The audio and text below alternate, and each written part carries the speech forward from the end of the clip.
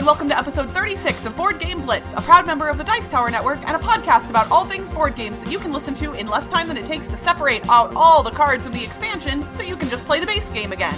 This week, we're talking about expansions.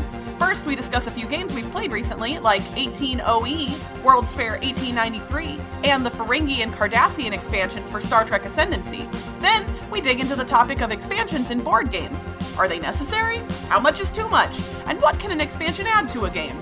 Finally, we wrap things up with a look at the etymology of the word expand. And now, here are your hosts, Ambie, Cassadi, and me, Crystal. So before we get into our recently played games, we wanted to make a couple of announcements. First, I can't believe we haven't mentioned this on the show before, but Watch It Played, which is a web series by Rodney Smith, is running an Indiegogo fundraising campaign for their next season, and it is almost over. When this episode airs, it will have either a day or two left in the campaign, and we would love for you guys to go and support it. We're going to put a link to the Indiegogo in the show notes, but if you just go to Indiegogo.com and type in Watch It Played, that will get you to it as well. Yeah, Rodney Smith's really awesome. Like, I've played some games with him in real life, and it's really fun. And his videos are really good, too. What he does is he makes videos about how to play a game, and he kind of takes you through it step by step in a really approachable way. So I feel like we need him to keep making content. He is a really nice person, and he's doing really good work, and it's very well produced. And he's technically hit his funding goal for the year, but he has some stretch goals that technically I honestly think are just as important as his baseline goal. Like, he has a co-host, Pep, who helps him with his videos, and Pep currently, as we record this, is not funded yet. The Pep-O-meter isn't filled. And so we need that to happen. And if he hits $100,000, he's going to do a tutorial for Star Wars Rebellion, which a lot of people have been asking him about for the past year. In other news, we've gotten a handful of new supporters on our Patreon, which is awesome, and you all rock. So exciting. And I'm not being facetious. I seriously mean it. You guys are the best. So if you are not a supporter of our Patreon, but you would like to be, you can join us at patreon.com/boardgameblitz and get invited to our super sweet Slack channel. It is super sweet. And you can get access to that for literally $1 a month. That's, I mean, come on. In this day and age, what else can you get for $1 a month? Not very much. A cheeseburger. And I don't know if that's going to sustain you for an entire month. So. No. Our last bit of news, I am going to be participating in something called the Fantasy Board Game League. It's going to be the second annual Fantasy Board Game League, hosted by the Draft Mechanic podcast. And basically, we have drafted teams of board games, and then based on those games getting played and getting rated on Board Game Geek, we'll gain points every week, similar to how a fantasy football team would work. And what's cool is you guys can actually participate in this. So you're going to go to a website that we're going to link in the show notes. It is draftmechanic.net/FBGL. So if you vote, you will be eligible to win $100 to an online game store of your choice. And that's going to be picked randomly, but just you should vote for my matchups because it'll be more fun if I'm getting votes.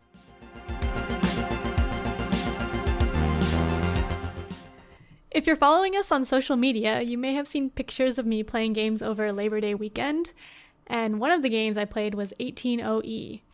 18OE was published in 2014. It was a Kickstarter designed by Edward Sindelar and published by DICE, which is Designs and Creative Entertainment LLC. And the art is by Gary Simpson. I mention the art because 18OE is probably the prettiest 18xx game I've played. It's actually published, like not handmade. It has art, thick cardboard, and the box is huge. It takes up a lot of table space. There's 2 huge boards that make up the main map, and that fit on our table barely. And then there's another sideboard for the stock market, and we got a separate table for it.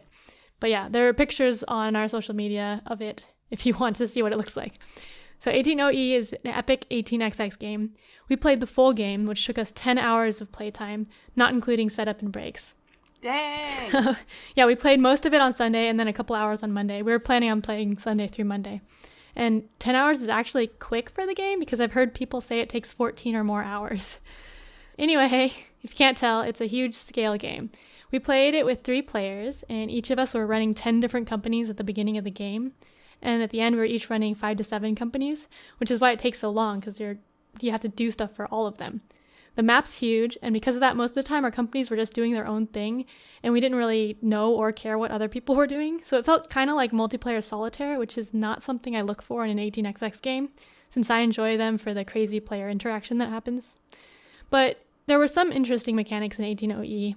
There are different types of companies. There's minors, regionals, majors, and nationals. And the most exciting parts of the game were when the companies evolved into the next level, or they merged with the minors, which gave them more powers and flexibility. And we all built epic routes across the whole map.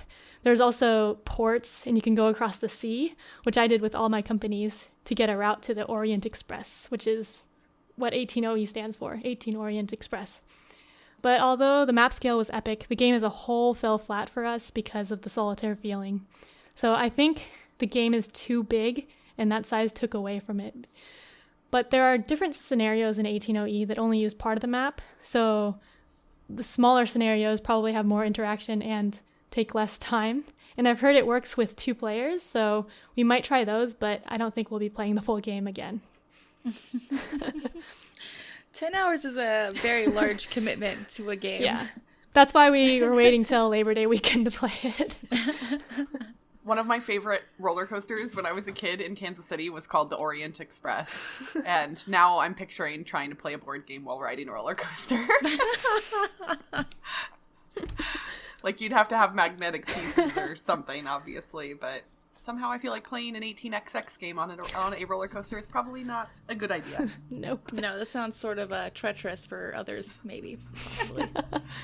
Going from a 10-hour game to a game that you can play in less than an hour, I'm going to talk about World's Fair 1893, which was released in the US from Renegade in 2016. This plays 2 to 4 players. I actually have played it most recently at the 2-player count, which makes it a nice, snappy, quick little game. I've also played it at the 4-player count, which adds a little more strategy, but I think I like it at the 2-player count better, personally. So in World's Fair, each player is an organizer of the fair, attempting to increase their influence through the fair by providing exhibits for display. Through the game, you're competing against other players by placing influence cubes in the different areas of exhibits, so fine arts, agriculture, and things like that you would see at a World's Fair. This is a light strategic game that I can play in less than an hour, which is perfect for lunchtime, which is awesome. That is awesome. It's an interesting mix of set collecting and area control, and you want to collect a variety of exhibits for your set collecting goal. So you don't want to focus all on agriculture. You want to get a nice mix of things for your final scoring. The fun thing, this is my favorite part of the game actually, is that the players choose how quickly or how long the game takes by picking up midway cards as they are playing the game.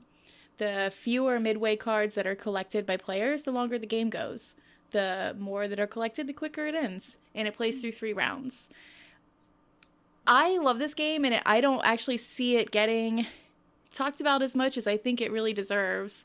But it's one that I love introducing to new players because it's easy to teach, it's quick, it's pretty. It's just an enjoyable experience all around. And you said this one's by Renegade, right? Yeah, this... I feel like this was one of their earlier titles, right? Like, kind of, because they've made a big splash. This was 2016, yeah. Okay. So 2016 was a pretty big year for them. I feel like this may have been one of their first ones, though, and I think I might have kind of, like, it's weird. Nothing about it put me off, but I just haven't really been interested in it. But, man, considering how much I like a lot of their other titles and your description of it, I feel like I should definitely give it a shot, because there has not been a single game they've published thus far that I've played and disliked at all, which is crazy. Yeah, it's the same for me too. Renegade, like, I think I said this in our 2016 recap. Renegade has been like huge for me recently. I don't know, and it's weird because their games don't have any singular like theme or style, but just everything they've been putting out has been really just well designed, well produced, and fun to play. Yeah, Clank is still one of my favorite games. Oh yeah, loving Clank. But yeah, World's Fair, if you haven't played it, you should. It's quick enough that everybody should give it a try. So for my recently played, I technically haven't played it yet. So I'm going to let Future Crystal hop in and give you the rundown of how her play of Star Trek Ascendancy, the new expansions for Ferengi and Cardassians went. I'm actually really excited to hear about this. I have not bought the game yet. I'm so afraid because I know I'm going to love it and I just don't see it getting played enough. It doesn't get played enough, even with me, and I don't care. It's so, so good. I own the base game. I own the 2 expansions that are released, and I have the playmat, which is like this giant. It's not the neoprene like normal, like the smaller playmats. It's like a thinner, plasticky, like big one. Oh, okay. Uh-huh. Which I didn't know when I ordered it, but I was like, I don't care, I'm ordering it anyway because it was on sale somewhere. So we're gonna have the playmat, and we're having 4 players. We're not doing 5, even though you can, because that just it seems like I want to do it with 4 first, but we are going to use both of the new races. And yeah, I'm going to be Ferengi. I claimed it first. I was like, it's my game. I am taking the one I want. Because the Ferengi, you just want to say females like the whole game, right? Humans. Females. Yeah. I'm not going to be naked like a Ferengi woman would be traditionally, because that's too much. But no, it's cool because normally one of the normal ways you win the game, well, there's 2 ways to win the game. You either take over everybody else's homeworlds, or you collect enough culture tokens to get enough ascendancy tokens. If you get 5 ascendancy tokens and you control your homeworld, you win the game. But Ferengis are not allowed to build the things that produce culture at all. But you can buy culture with your production nodes. Because usually production just helps you build things. And for the Ferengis, production will also help you gain culture. So it's super thematic, and I'm very excited. Hey there, Future Crystal here. So I got to play Star Trek Ascendancy yesterday with 3 of my friends. I played the Ferengi. So since we only had a 4-player game, the Klingons were the race that we did not use. We had the Federation, the Romulans, Ferengi, and Cardassians. And the player and I who were controlling Ferengi and Cardassia had both played Star Trek Ascendancy before, and the other 2 players had never played the game before, and they were the Federation and the Romulans. It was fun early in the game. We all were very friendly, making lots of trade agreements. And then, obviously, as things tend to go in a 4X game, eventually those trade agreements dissolved and we started fighting. The Federation was really close to winning the game based on... They were about to get their 5th Ascendancy and they still had control of Earth. So I went in and took over Earth, which made it so that the Federation couldn't win right away. And then the Romulans got their 5th Ascendancy right when I went over to try and take over Cardassia Prime. So I would have theoretically had 3 of the homeworlds controlled, including my own. But I failed in getting control of Cardassia Prime. So the Romulans ended up winning the game with 5 Ascendancy and control of their homeworld. Being Ferengi was really fun. Being able to purchase culture instead of acquiring it normally through culture nodes was really interesting. The Cardassians had a pretty hard time doing some of their special stuff, like only because the systems that they kept discovering weren't warp-capable civilizations, which is something good for the Cardassians to invade those types of systems. So they were having a little bit of a tough time at it, but overall the game is still amazing. I still love it. It's awesome. I recommend it to anybody who likes 4X games, and especially if you like 4X games and you're a fan of Star Trek. It is a very thematic feeling game. I did talk about Star Trek Ascendancy at length back in episode 10. So if you want to go check out my thoughts on the game from almost a year ago now, you can do that.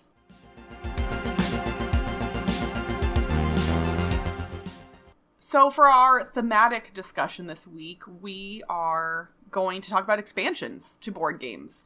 I don't know how new of a concept this is. I actually did a little bit of research and I could not find any good anecdotal evidence to show when board game expansions kind of became a thing.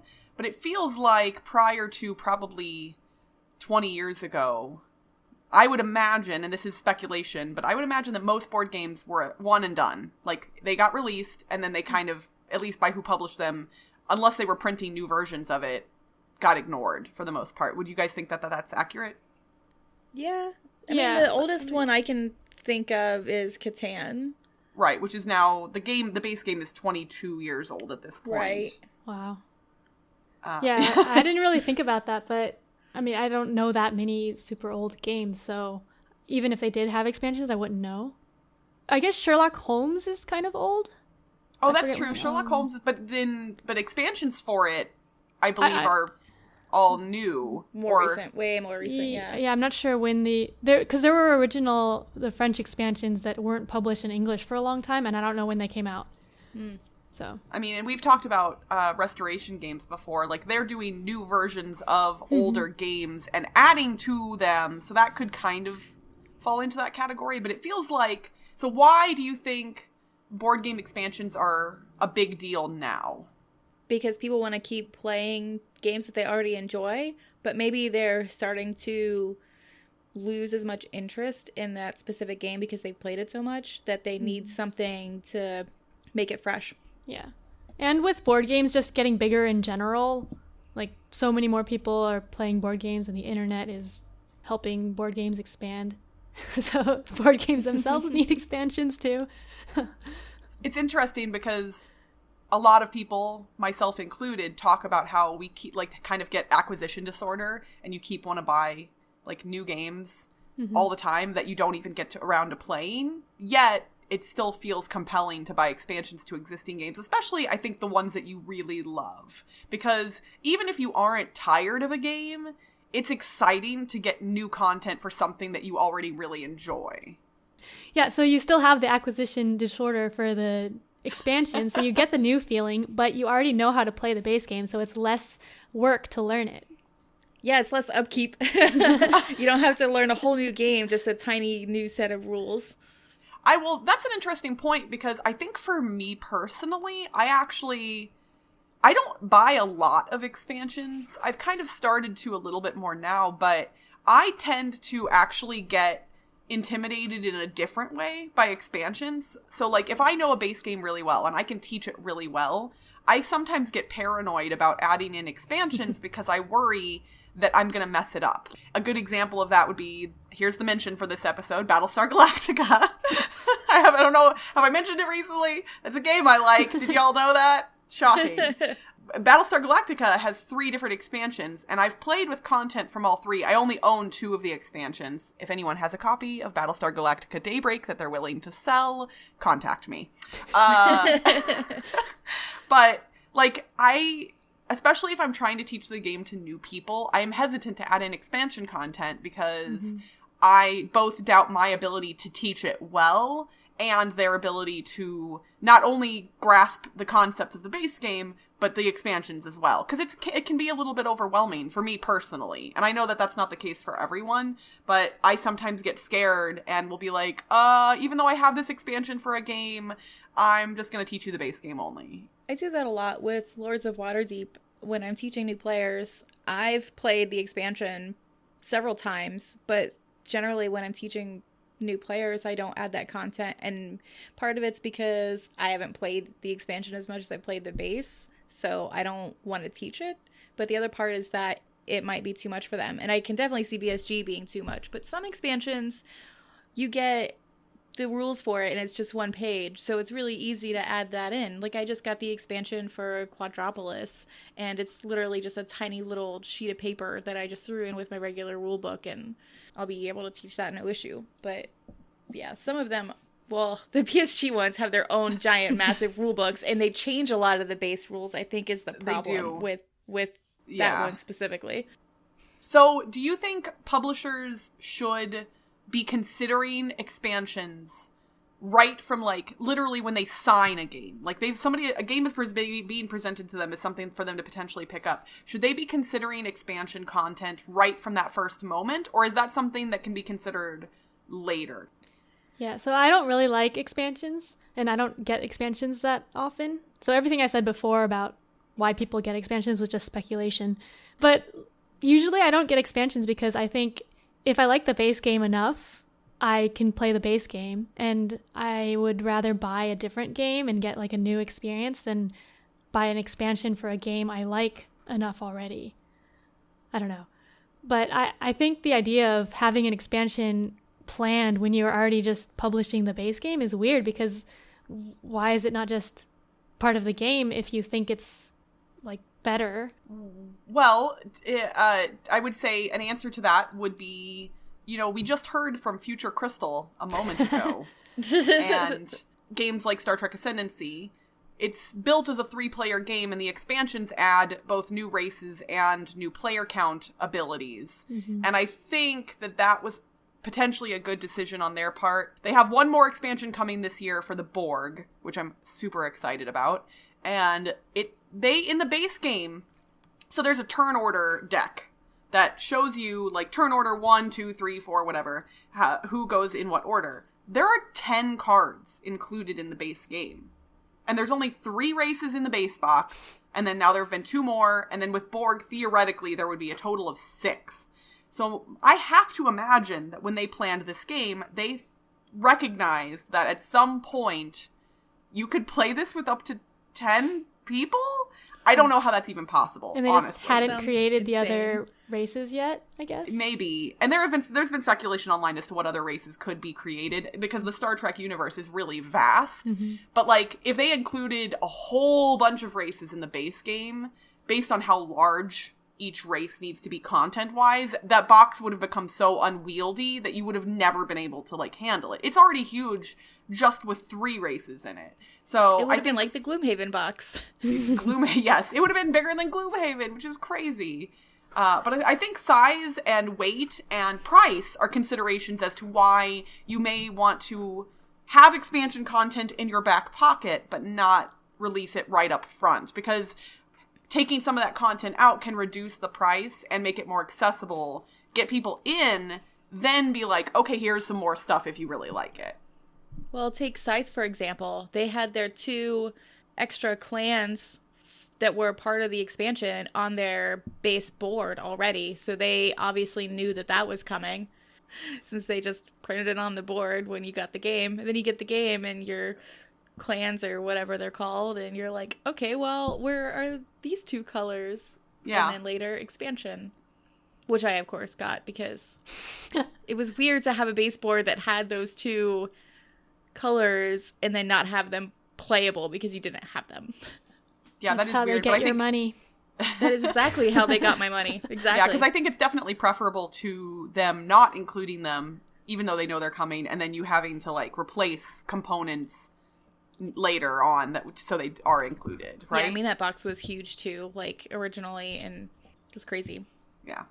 So are expansions a good thing or a bad thing? I like expansions when they're released after I've had a decent amount of time to enjoy the original game. And maybe put it away for a little while, and then the expansion brings new life into it and makes me want to play it again. That is nice when, like, you've kind of been when you've been neglecting something and it inspires you to pick it back up off the shelf. Right now on Kickstarter is actually an expansion for one of my favorite games of last year, The Networks by Gil Hova. Oh my gosh, it's so much fun. You running a TV network, it's like, really? How does that work? And it's thematic. The art is so cute. I'm honestly surprised I like such a thematic game. Well, it's interesting because game. Truthfully, it's a Euro game. Oh, yeah. It's so thematic that a person who loves Euro games will enjoy it, and a person like me who likes thematic games will also enjoy it. And I think that's where the beauty of the design shines. I really like TV too. I spend most of the game trying to figure out what TV show they're, like, mocking on the cards. But yeah, so the Networks expansion is currently on Kickstarter. So if you like the Networks, or if you've never played it and are interested in it, you can get the base game as part of the Kickstarter as well. But yeah, what Cassadi said about expansions, I think it's good when they come out a while after you've played the base game. But if they're announced, like, right after the base game just came out, it's kind of weird because it's like, I haven't even played the base game yet and you already have an expansion. And that's when I think downloadable content. It's like downloadable content in video games, right? Yeah. Like, you buy the game, and then the next day, hey, here's some new content. And I'm sitting here going, can I at least get halfway through the game before you shove new content in my face? Yeah, please? So that's where I think it's a little silly. It's a fine line, because if you have expansion content that's really exciting, like when when is the ideal time to announce and release it? Because if you wait too long, if the hype of the game dies down too much, then the expansion might fly under the radar. So it's like trying to strike that balance. Yeah, and I guess with all the games coming out now, the hype of games don't last very long. Yeah. Like, I mean, there was a new expansion that just released for 5 Tribes. I love that game. I had no idea. Mm-hmm. Oh, that's right. You know what? I kind of heard about that too, and I was like, wait, really? Well, I think that's why they took advantage of it with Clank and released that Sunken Treasure expansion so quickly after release.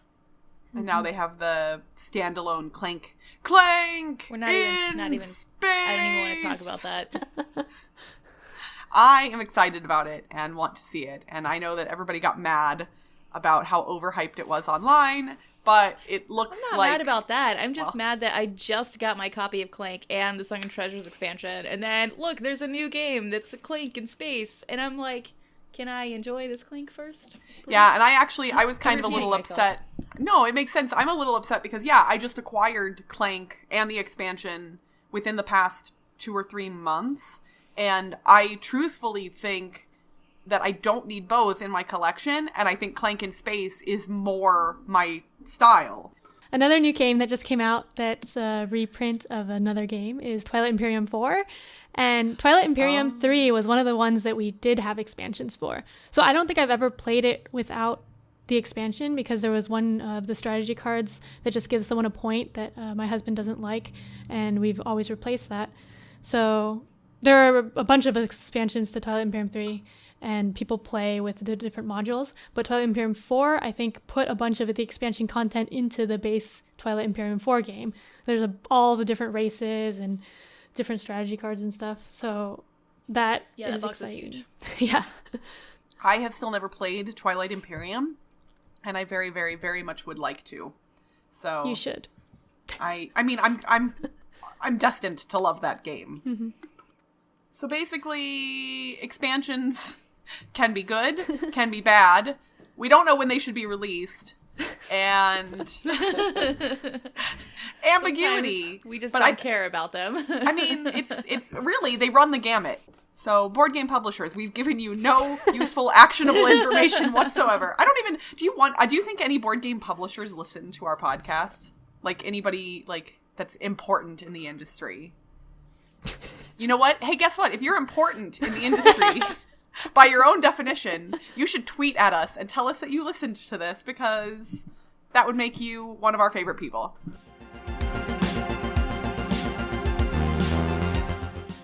For this week's etymology segment, I'm going with the obvious and looking at the history of the word expand. The English word expand, meaning spread out, open out, spread flat, or extend widely, or cause to grow larger, came about in the early 15th century. It finds roots in the words from 3 different languages, partially from the Anglo-French espandare and the Old French espandre, and it directly comes from the Latin word expandere, meaning to spread out, unfold, or expand.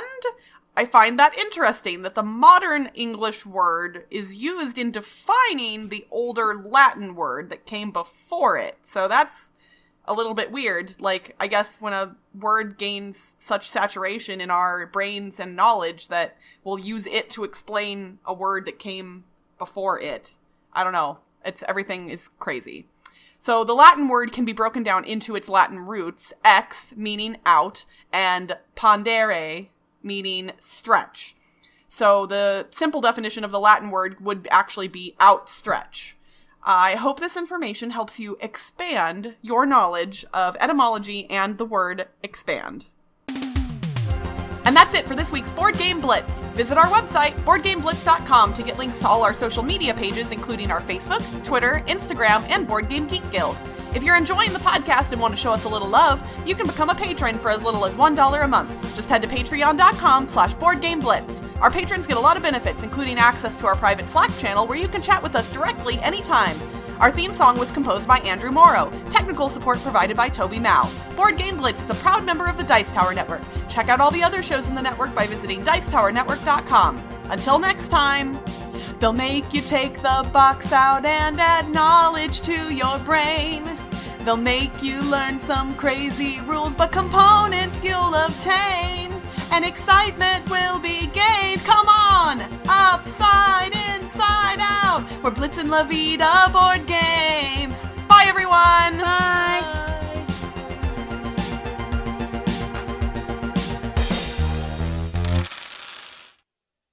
Whatever, I don't know. Just What's gonna have a bumper? Oh, yeah. Bumper. Good. That